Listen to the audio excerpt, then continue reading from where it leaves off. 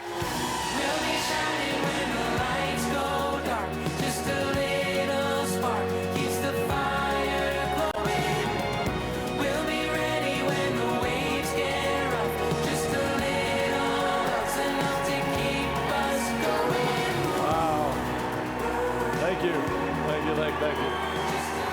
Praise.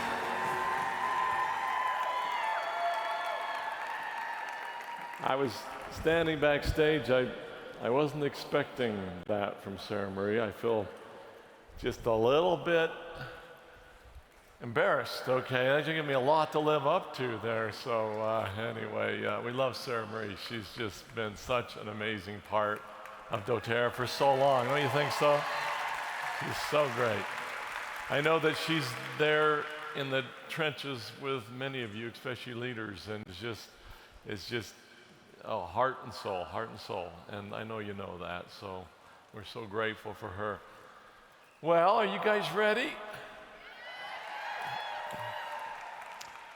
We got a few things to share with you today, and it's going to be pretty off the cuff, what we're going to do with you for the better part of the next hour, and I think you're really going to like it. But you got to track with me a little bit, okay? Because I'm going to jump backward and forward a little bit through time. This part about Somaliland, about the Sanag Hospital, I'm just going to tell you that last night at about 11 p.m. at night, they were telling me that you can't have a slide deck with 120 slides, because that's how many we had. And so you got to cut that in half. Well, we trimmed it down to about 70. So anyway, how do you talk about something like this? I'm going to jump in and jump ahead with you a little bit here. 3 months ago, myself and Russell Osgothorpe, who you'll hear from here in just a few minutes, found ourselves in Sanag, Somaliland. And we were there to do the ribbon cutting and to celebrate the opening of this hospital that we've been working on for years now. But for me, it's always important to remember that many of you are newer to doTERRA. I know a lot of you are, and a lot of you watching online. And so I'm going to back up just a little bit and cover a little bit of history with you. This picture, it says Bosaso on there. Actually, that's in Nairobi, Kenya at 2 a.m. in the morning. We were flying, Emily Wright and I, to Bosaso in Puntland. And we were taking off in this little airplane, this little single propeller airplane on this adventure because we had to find more frankincense. We had to get more frankincense. I'm going to tell you really quickly how this started. I received a message on LinkedIn, kind of a sentence or two, cryptic English, and it was signed Sultan. So I naturally went, delete, Sultan. Who calls himself Sultan? Well, a couple weeks later, I got another email. Same sort of thing, cryptic English, Sultan. It was signed Sultan, and I hit delete again. Anyway, a couple weeks after that, another message talking about frankincense. And this time I just thought, hey, maybe there's something to this. And I didn't delete it. And that's actually what resulted in Emily and Wright and I taking this trip out originally to Somalia at that time. So this is quite an adventure along the way in this little airplane. Some of you know a little bit about this story. We spent a total of 17 hours in this little bucket of bolts. And sometimes if there was a good headwind, I swear we weren't moving at all as we flew over Ethiopia and out there and back. It was quite a time. We sat with these women who were sorting the frankincense in the port city of Bosaso there in Puntland. And they're sorting the frankincense into different grades here. This was quite an experience. Some of you know that when we went to leave, it became a little bit bigger adventure because our little airplane that sat out on the very, very, very hot dirt tarmac of Bosaso, the battery fell apart. and so we weren't going anywhere. Airplane batteries, they're 24-volt batteries. They're not like car batteries. You don't just find another one. And so we bedded down for the night, and it was quite a little adventure. The next day, found a couple of guys who were supposed to be airplane mechanics, but in the end, they jump-started our airplane. That's what they did. They jump-started the airplane, and they said, just don't turn it off, okay? Just don't turn it off, and you'll be good. You'll make it across Ethiopia and back to Nairobi. So, ventures, lots and lots of adventures. But Emily and I flew back from that, deeply impacted by that experience, and that actually started this journey in Somalia, which moved into Somaliland. Fortunately, we got back and we were able to hand this off to go make it happen to an incredibly capable sourcing team that we have. Tim Valentiner, Matt Reed, you see there. This is our facility actually called Esoteric over in Bulgaria. And this is actually where we do the distillation of our frankincense. Now I think they have a video here. Wait, I can't go back, but maybe they can play the video here. And I think I have a little thing showing you a little bit of the frankincense that we have there. They'll play that. Maybe not. Maybe one more. All right, hold on. Okay. Anyway, that original mission was accomplished. And have you seen so much frankincense in your life? Look at that. Okay? We're not going to run out. That's not the fear anymore, running out. And we have a lot of frankincense there. But I need 50 metric tons of oil every year. Do you know how many thousands of tons it takes of the frankincense resin to do that? It takes a lot.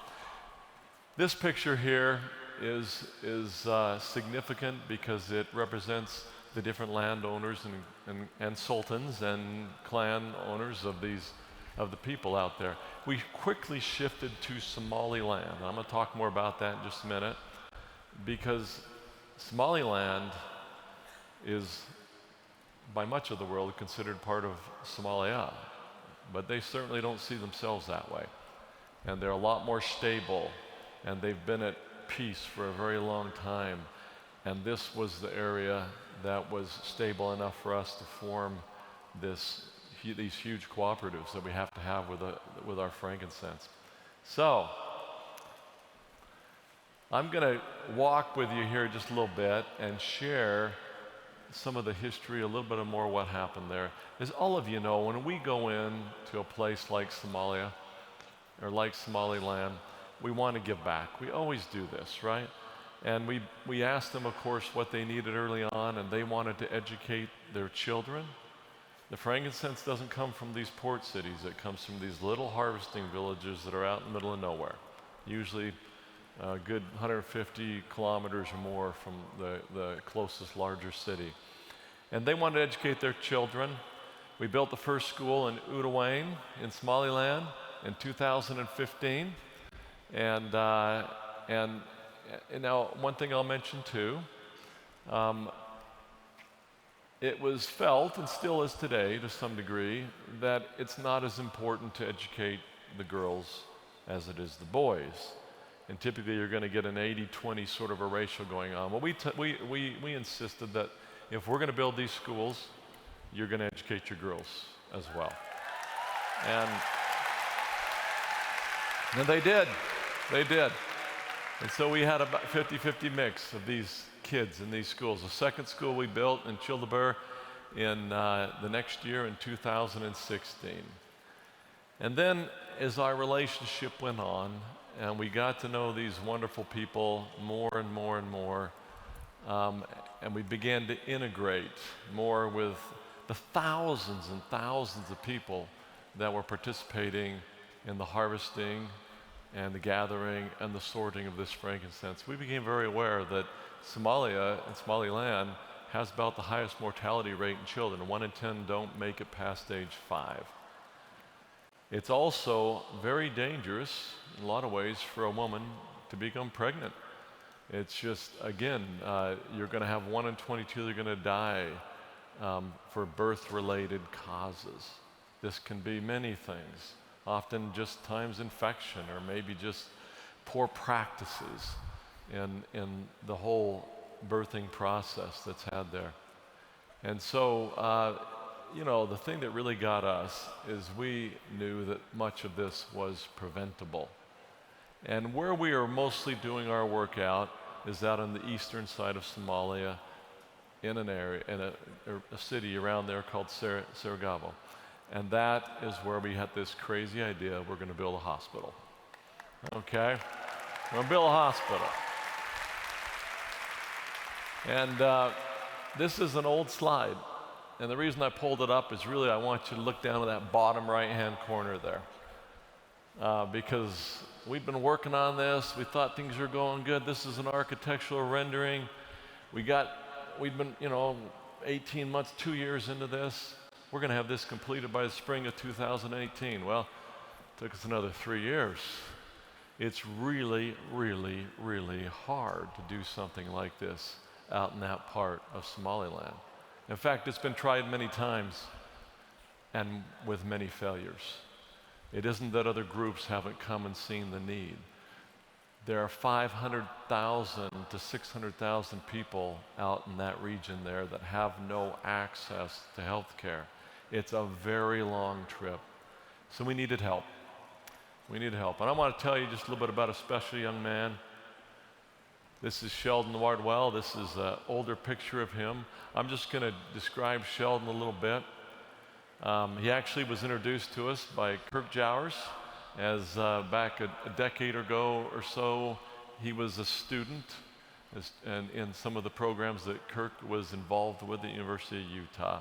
Sheldon is one of these kind of people that is going to run into danger, especially if there are people that are compromised, people that need help.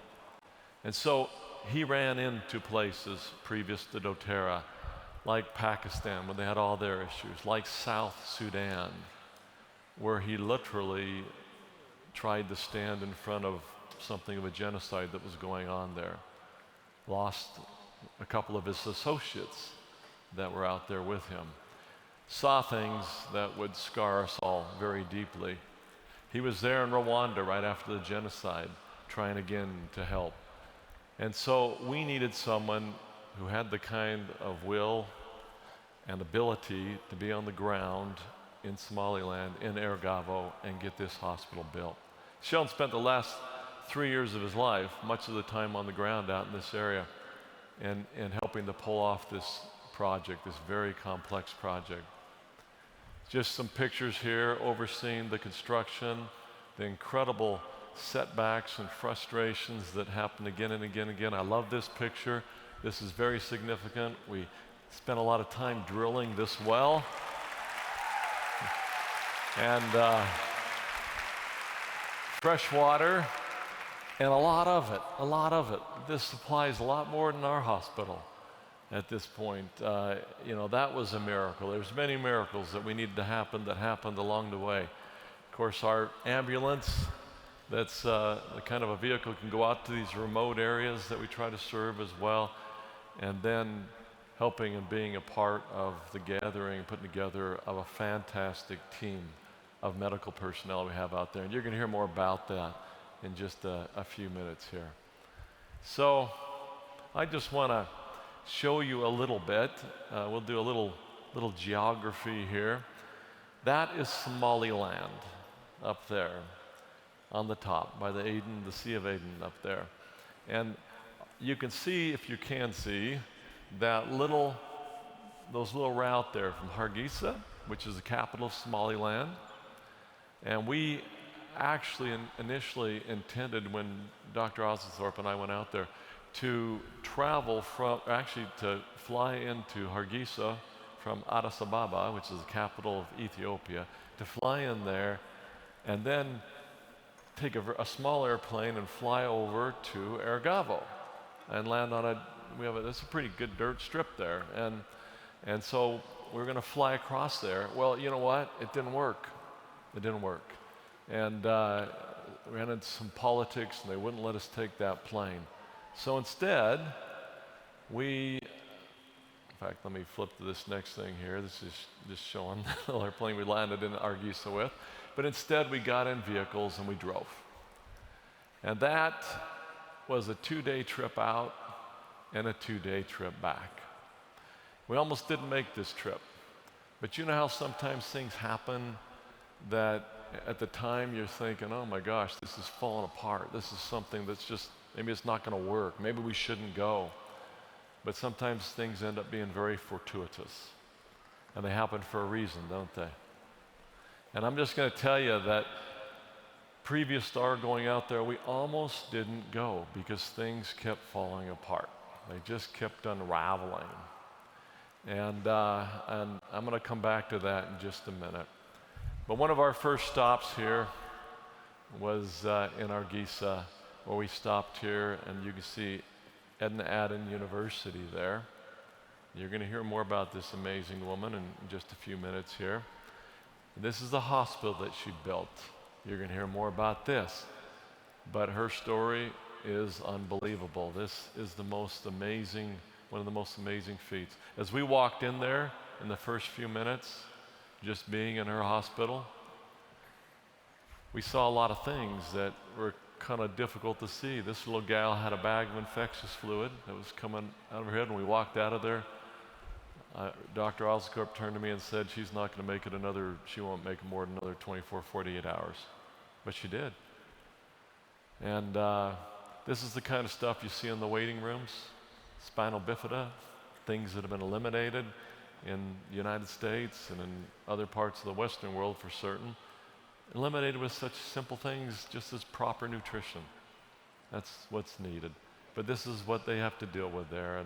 And then, of course, that causes a lot of other extenuating things and having to put the shunts in their heads or to release the pressure and so forth there. But I just took a couple of these pictures in the first 15 minutes we walked through there. We set off on this journey. Edna came with us, and she made this trek out there for 2 days. Out and 2 days back. Somaliland is very beautiful in different parts of it. And I have to show you this picture. I'm pretty sure this is the only time that a fly rod has ever been cast in the Sea of Aden. I'm pretty sure. Russell hauled this fishing pole on a tube with him all the way out in the journey, all the way out there. And so we had to stop for 15 minutes and let him cast a few times into the Aden Sea. He'll try to tell you there were some fish coming after his lure, but how those stories go. But super hot, but he cast a few flies out there, and I took this picture just as we were hiking up in the mountains to see some of the frankincense trees out of one of the harvesting villages. This is what they look like. This is what a typical harvesting house looks like in the villages there.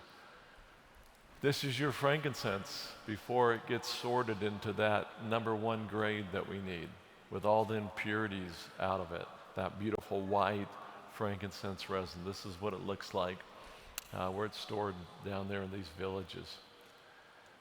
Frankincense trees are amazing. They're up in precarious places. This picture on the right, by the way, is a picture inside of our beautiful compound we built out there with a brilliant moon that just lit it up like day that night. Frankincense trees, they grow in the strangest places. That picture on the right, they're just out of the top of a rock like that. I think that's just a requirement. They have to grow where nothing else can grow, and in very precarious and dangerous places. One of the caves that the harvesters will stay in while they're out there doing some of the harvesting, where they'll store the frankincense before it's brought back down, where it's ultimately going to be sorted and so forth for us. Amazing, amazing place that you'll see out there. Now, this is a picture of opening day at our hospital, and the people are lining up by 6 a.m. You're going to hear more about this, but it's amazing. It really is truly amazing.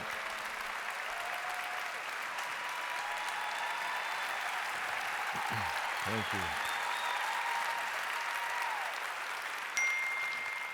you. You know, it's in our first month we saw 2,000 patients there. Everything you can imagine. And just many miracles have already happened and have already taken place.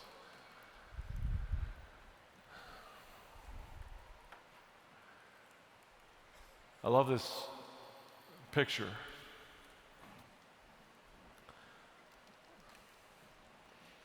At our little christening ceremony we had for this, the picture of Sheldon with Diana, one of our partners out there that played a big part as well.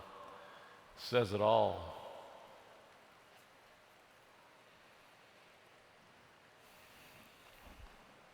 Sheldon's,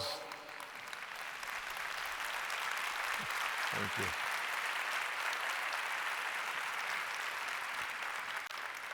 Sheldon passed away a little over a month ago, unknown causes, and you know,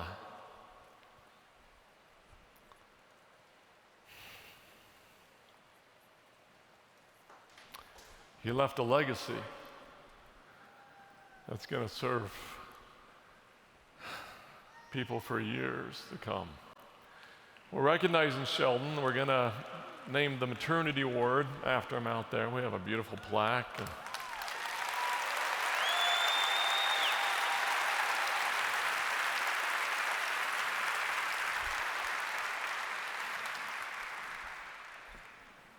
I've been practicing to get through this slide without losing it here, but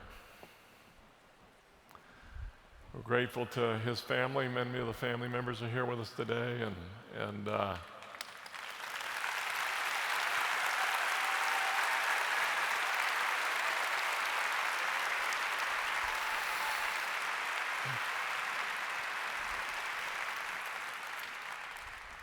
there's a lot of people that come and sacrifice, and they leave it on the field. And there's a lot of them in here in this room.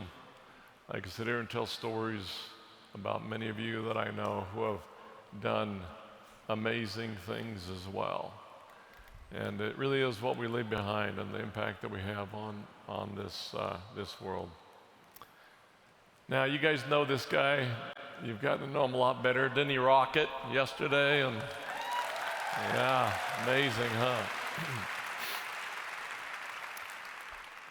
Russell's been such a great addition to our team and so passionate about everything that we're doing.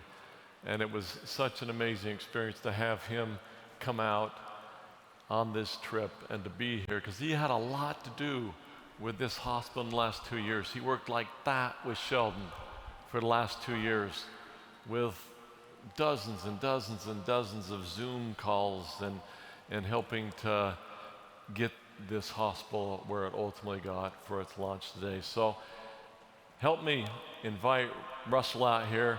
I'm going to let him take over this next segment, and he's going to share more. Welcome to the stage, Russell Osborne.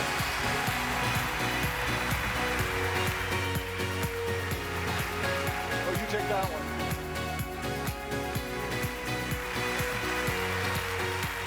Great to be with you. Thank you. Tough to follow Dave and Sheldon. I want to take you a little bit into my mind over the last couple of years as it relates to our Sonog Specialty Hospital. This is a favorite picture of mine from our trip. We're looking at giants here, of course, Dave and Abdi Rahman, Edna Adan, and Sheldon. Sheldon became more than a colleague to me over the time that we worked on this project together. He became a very close friend. He is missed dearly. To build this hospital, we required so much more than bricks and mortar. We required amazing people like Emmanuel, our manager. He is tying our team together on the ground, making sure that care is delivered in a way that not only is appropriate, but is high quality. We found the best doctors to work along with us. We had to bring in supplies. It's very, very difficult to imagine a part of the world like Somaliland when it comes to medical care and medical care delivery. What we take for granted every single day, they don't have any access to. Simple medical procedures, hernia delivery, hernia care, delivering a baby, appendicitis, are life-threatening at times problems that they face. Just getting pharmaceutical products to this part of the world was difficult, sourcing those things. I remember Sheldon and I talking about when our equipment arrived. This is my favorite picture, because I'm a pediatrician. These are the incubators that we use in hospitals in the United States, and they made it to Somaliland, of all places. doTERRA really outfitted this hospital amazingly. It has state-of-the-art equipment that is able to change the lives of families for generations. In those incubators will be babies that would have died. Not only did we have to source this type of equipment, I still remember Sheldon when the trucks delivered the equipment, the shipping containers full of our equipment, he looked at me and he said, you know I'm kind of agnostic, Dr. O, but seeing all this equipment arrive undamaged makes me know that somebody up there wants this to happen. It was fun to hear him laugh. We laughed about that a lot. Oxygen, something that we take for granted in any hospital we walk into, you just can't find there. Getting an oxygen supply was huge for us. Well, after all of that, after the hospital was built, the bricks and mortar had been laid, the human resources, the people who deliver the care were found, hired, brought on board, and made a part of a team. We then had to open the hospital, and doTERRA thought it would be a good idea if I went. So I looked up online about traveling to Somaliland, and I don't know if any of you know where Somaliland is, but it's not a place that the State Department suggests that you go on vacation. They actually said, do not travel. And my wife and I were looking at this as doTERRA was putting together travel plans, which was not like something you just did on the back of a napkin. And we had a lot of heart-to-heart chats about whether I was going to go to Somaliland. But I went, and I'm so very, very glad I did. Soon after we arrived, we went to a little tiny village called Dunyaha.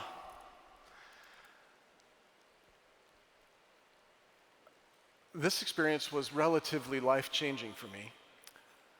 I woke up, got ready, got dressed, and got in a car and drove for several hours to get to this little village where we have many of our frankincense sorcerers' families working and living. On the ground, waiting for our arrival, were these mothers and children to see me, a pediatrician from the United States, and I've rarely been more humbled in any care delivery setting I've ever been. I quickly jumped out of the car and into the clinic and met my very first patient with the other doctors and nurses that we brought from the Sanag Specialty Hospital, Dr. Mona, Dr. Hawa, and Dr. Muhammad. And I met my very first patient. I had a doctor from Edna Adan's hospital with me who was translating for me because I do not speak Somali. And as I was asking what the problem was, the father, who is pictured in the foreground, said to me that my boy has been kicked by a camel. He was thrown across the yard and landed on his head on a rock, and he's got a big bump. And I thought, okay, we've got a contusion, because this little boy had walked in to the clinic. And I began examining him. Instantaneously, I knew that we did not just have a simple head bump. He had a depressed skull fracture. You could feel across the skull bones and instantaneously understand that there was what we call a step-off, and his head had been crushed in that location, much like an eggshell would. I know exactly what to do with that in a hospital in the United States. I call a neurosurgeon, I call a trauma surgeon, we get multiple experts in the room, we get CT scans and MRIs, and we handle the problem in an operating room. But I learned a new phrase, TIA, this is Africa. None of those resources existed for me and this little boy, and we took care of him at the Sanag Specialty Hospital one day later. Dr. Allen, our surgeon, took him to the operating room, fixed the depressed skull fracture, and now this little boy's life is completely different. Thank you. The boy is thriving now, herding his camels and living his best life. One of my most profound experiences while I was in Somaliland was meeting Edna Adan. Edna Adan is a rock star. You don't know her yet, but trust me, when you do get to meet her, you're gonna just fall out of your chairs. This woman is perhaps the most influential person I have ever met in my life. She has dedicated her whole life to her people. Her whole existence is trying to make the healthcare system in Somaliland sing. And she's needed help, and we're singing in harmony with her. She grew up at a time when there were no schools for girls in Somaliland, so she taught herself to read and write. She persuaded her parents to send her to school in neighboring Djibouti, where she became a scholar. She defied cultural expectations, and then she trained in British hospitals to become a nurse midwife. And then instead of living the high life in Britain, practicing her craft, she went home. And for the rest of her life, she's been practicing, teaching, and training thousands upon thousands of midwives, nurses, and doctors for her country. Yeah. This picture was taken before I was even born. That's how long she's been doing this. She was the first lady of Somaliland and met Lyndon Johnson and Lady Bird Johnson in the 60s.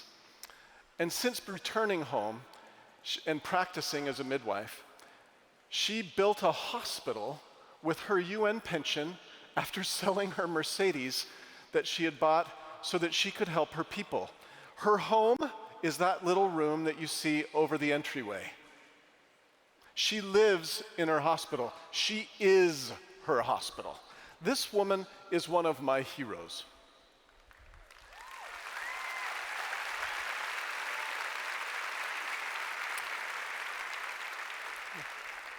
Within this hospital, she's constantly available for every little problem that takes place. Doesn't matter who's sick, who walks into the hospital, her hospital will take care of anyone, regardless of their ability to pay. 24/7, she's on call. I listen to my colleagues moan and groan about being on call every fourth night. 24/7, 365, 60 years in a row. She accepts no salary, and she donates her UN pension to buy things like suture kits and medical supplies.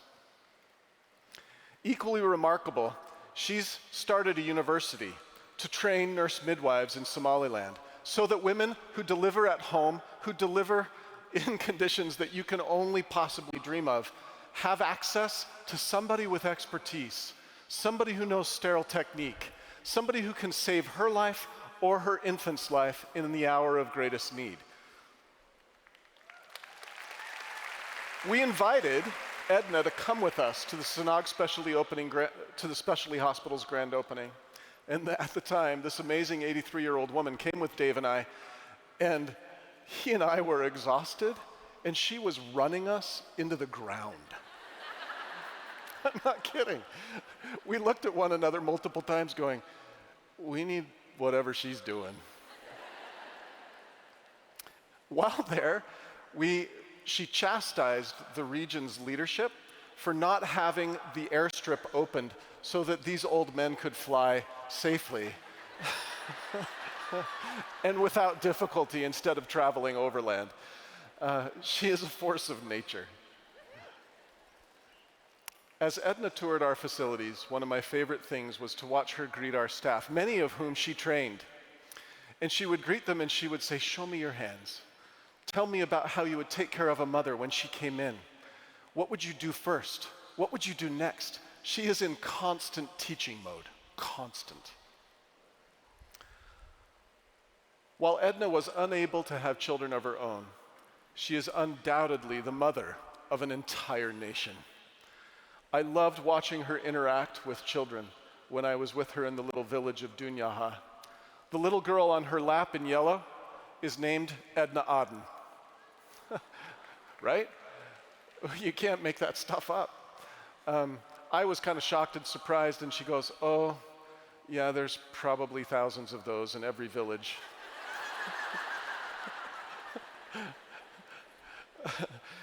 T-Swift has nothing on Edna Adan. This is who she is. I am honored to introduce her to you. Please welcome to the stage, Edna Adan.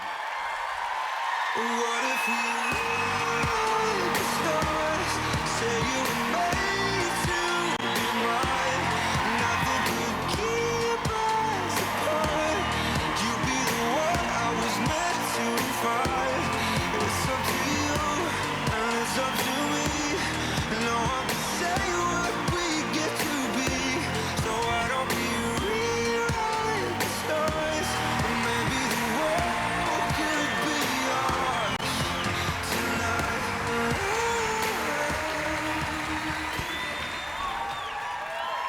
Well, I think they like you. So do I. Thank you.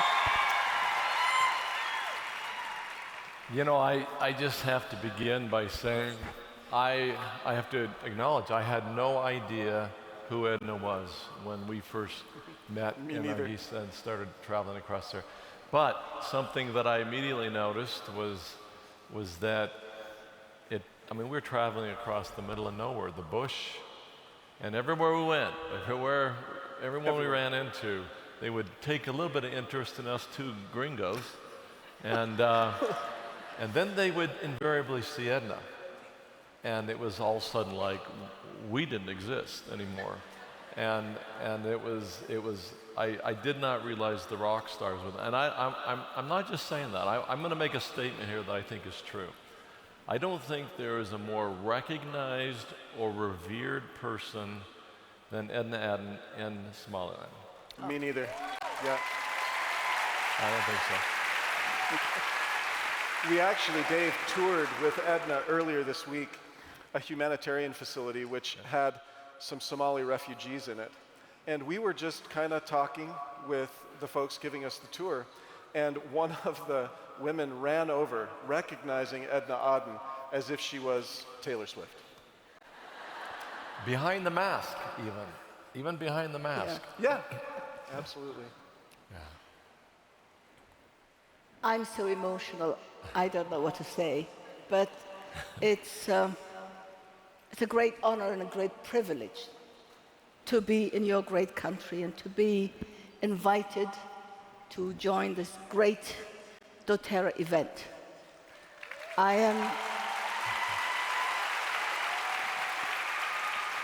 am so happy and so grateful that our paths have crossed, that you have built a hospital in my country, in an area that had never had a hospital before.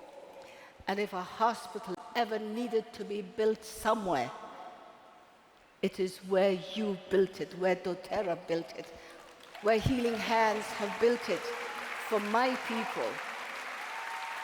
And for that, I am grateful and happy. And on behalf of my people, I say thank you to doTERRA and to the great people of the United States of America. Thank you. Thank you. Thank you.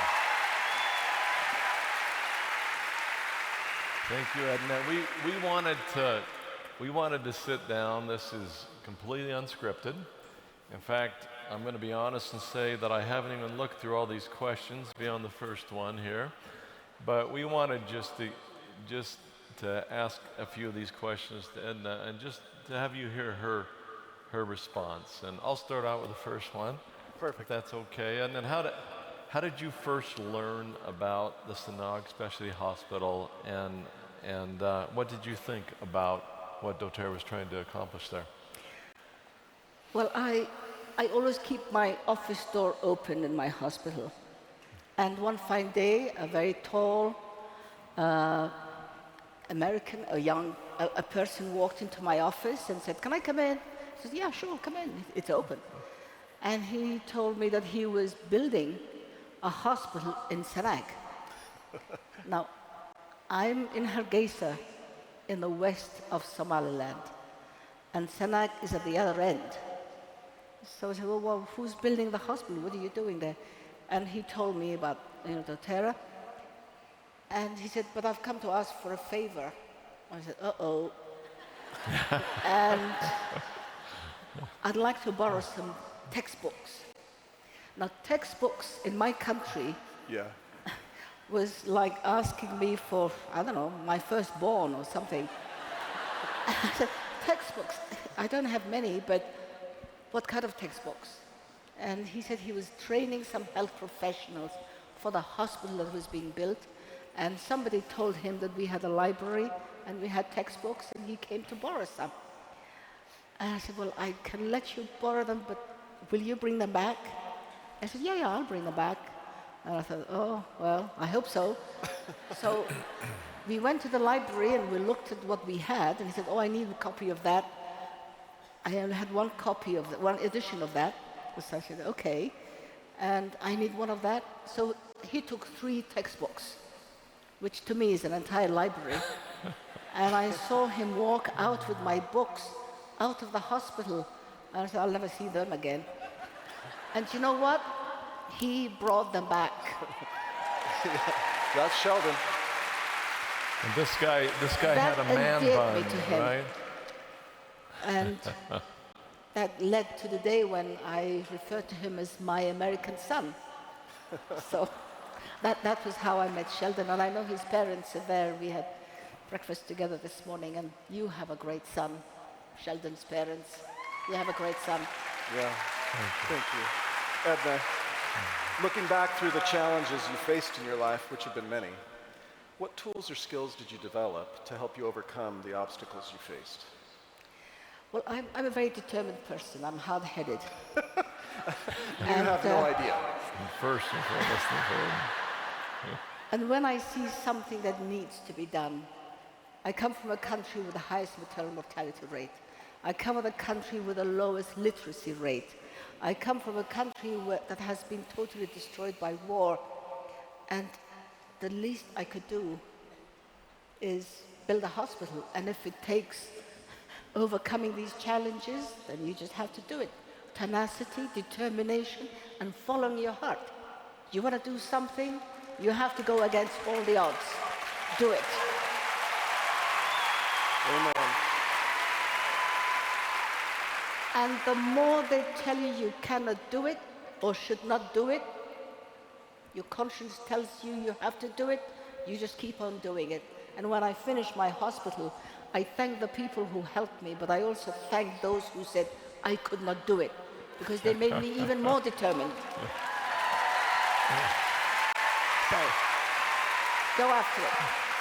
You start to get the feeling that you don't want to get in Edna's way when she decides she's going to do something.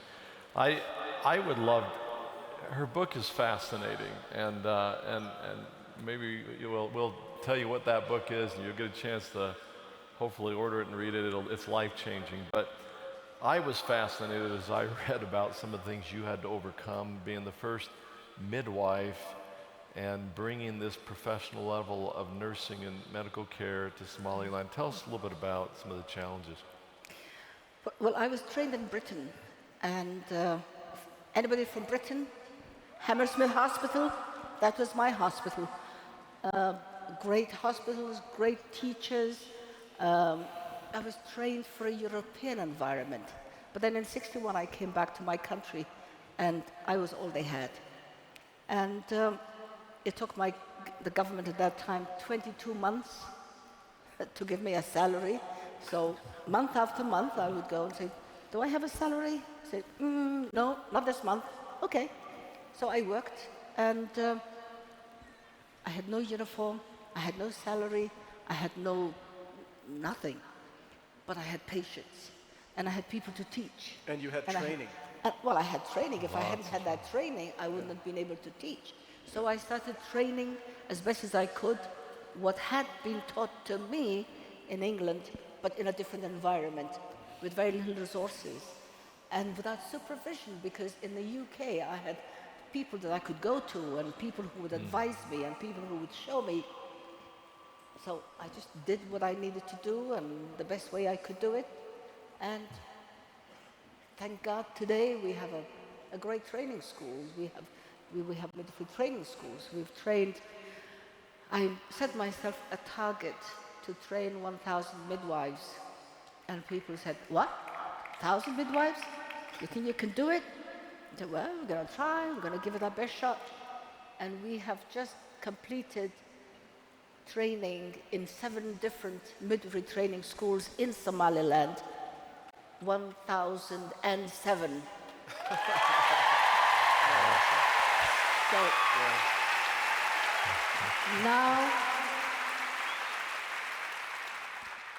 now we have filled, or we're filling the base. We need to raise the bar. We need to improve the training even more. Amen. We need to train trainers. We need to train managers. We need to train researchers. We need to train so many other different qualifications and professionals. But we needed to fill that base as soon as possible. We're going to do it with you. Well, thank you. I need it. I need help. I need trainers. I need teachers. So you've laid out a really beautiful vision for Somaliland, and it's healthcare.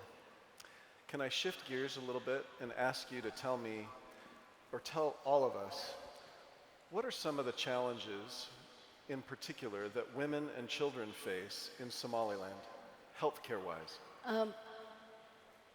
A newborn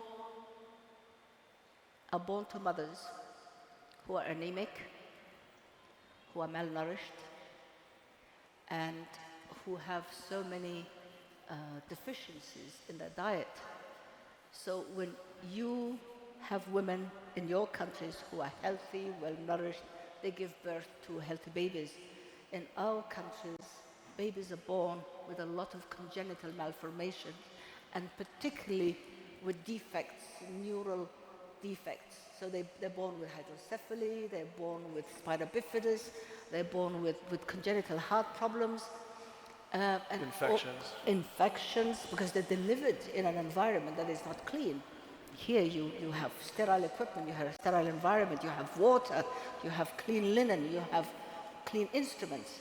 But they're delivered by traditional birth attendants who have nothing to clean their hands. They would just go like this and deliver the woman. So the challenges are many, but you try to do the best you can with what you have. In fact, a couple of days ago, we were doing a whole lot of shops here looking for yarn that I'm going to take back to Somaliland to make cords, umbilical cord ties. So that's how basic things are. The challenges are also the non-availability of facilities. Women would have to travel for days to go to the nearest health station to meet the first trained person there, the nearest trained person. So the roads are difficult, the distances are great. The country is as big as England and Wales combined. So it's distances, lack of health professionals. And then there are harmful traditional practices as well that affect the girls. Yeah. Female genital mutilation is something that we need to fight, that we have been fighting, and which damages the body of the girl. So natural causes, disasters, drought, famine, poverty, war, lack of health professionals, and where facilities exist too far and superimpose on all of that are harmful traditional practices. We don't need them. Thank you for explaining that. You know- Edna, one thing I want to comment on, and that I want you guys all to have heard in what she said, is that she actually went shopping for umbilical cord ties. While she was And here, yeah. while she's here, she says, is there any way that we could get a couple 100 yards of umbilical cord ties? And we're like, yeah, we can do that. So, Yeah? you know, maybe along those lines, and tell us maybe what you think about the Sanag Specialty Hospital. Why is that important? Why is that so important to Somaliland? Well, Sanag is very important to me. My father worked there in the 50s. Father was a doctor. My father was a doctor, and when I was on holiday from school in Djibouti, I would spend time with him, and I would see how hard worked he was, how hard he worked, how frustrated he was. And that was where I made a promise to myself that one day I would build a hospital. How I would do it, I didn't know. When and how, I didn't know. But it took many decades for me to do it. So when I came back to Somaliland and built my hospital in Hargeisa, I was getting patients from Sanag because it was so distant. And for a hospital to be built there, if it had to be built anywhere, that is the most appropriate place that it could have been built. So I was somehow fulfilling a promise that I had made to myself and to humanity, and I was linked with a hospital in Sanag, and that's why it meant so much to me, because so many people would have services closer to where they were. Over 500,000 of people in Sanag who had no hospital. So if a hospital ever had to be built, that is where it should be built. And thank you. Thank you for doTERRA to do it. Yeah, it is an incredibly remote part of the country. Edna, would you share with doTERRA, our family here, what you hope and dream for the women of Somaliland? Oh, many things, but priority would be education, because with education you have a base upon which you can build. Education, peace, stability, respect for human life and dignity, respect and equal opportunity for everybody, all citizens of Somaliland, regardless of whether they're men or women. I want girls to become educated. I want girls to have access to institutions of learning the same way that boys have. I want women doctors, women engineers, women lawyers. I want the best out of women of Somaliland. Because we can do it. Women can do it. But give us the access. Give us access to institutions of learning and learning opportunities.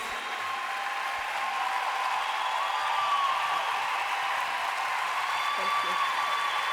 Thank you. Thank you.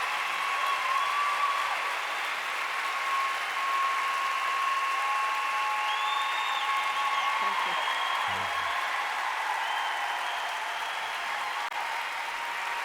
Thank you. You can, I think you're beginning to see as we did. You know, as we travel across the country, I mentioned that I didn't understand what kind of a rock star that we were with. And it didn't matter if it was political leaders, it didn't matter if they were successful business people, it didn't matter if they were in the remotest frankincense village in the middle of nowhere, it didn't matter. Wherever we went, with Edna, it was people were just stunned, shocked, starstruck. And, you know, and you can begin to see why. You can begin to see why. It's just such I love my people. such a power. I love people. She's blessed lives. And I love my people because they have been so forgotten and so isolated. But I'm blessed. I'm blessed because I have friends like you and others. And I wouldn't be doing what I'm doing today without all of you. Your prayers, your support, your encouragement, your energy energizes me. And there's so much that needs doing out there. So, thank you. Maybe one final question. Yes. Like I say, we could sit here for another hour and go on. And I'm trying to figure out which one to go to, but these last two are a little bit related to me, and it's about doing things the right way. Why is that so important? And Dr. Osgothorpe mentioned earlier, I remember seeing this first time. I think Edna has her fingerprints on most medical people in Somaliland.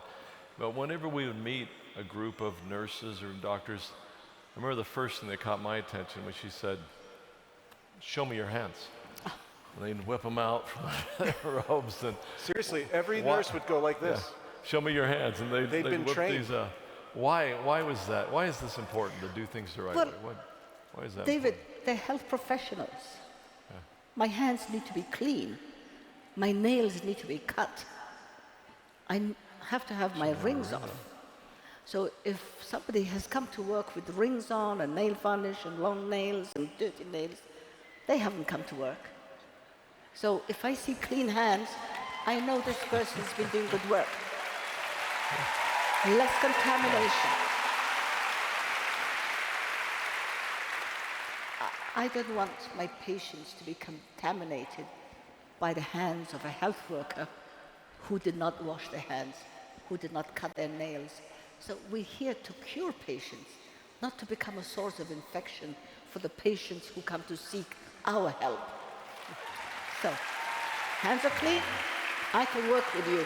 Your hands are dirty, you have to go back there, cut your nails, clean your hands, and then we can talk.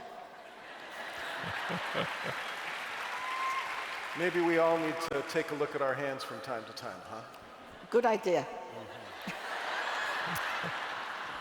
All right. Well, we just wanted you to meet this amazing person. As we travel through the world, we meet some amazing people, but none have topped someone who's had the impact that I have ever personally seen than Edna Adan on a country like Somaliland. And David, I was taught to do things the right way. That's how I was trained. There's one way to do things, and it's the right way. No shortcuts. If I'm going to take shortcuts, what's the point of building a hospital?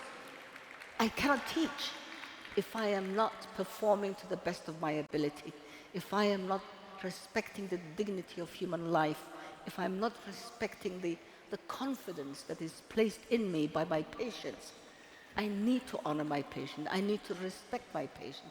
And my patients trust their lives with me. They have to trust my word as well. So it's how I was trained. And that's how we should do things. Do it by the book. Do it as best as you can and as correctly as you can.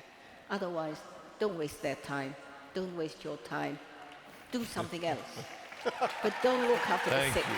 Thank you, Edna. Thank you, Edna. Thank you. Take a look at her book, guys. What if we rewrite the stars? Say you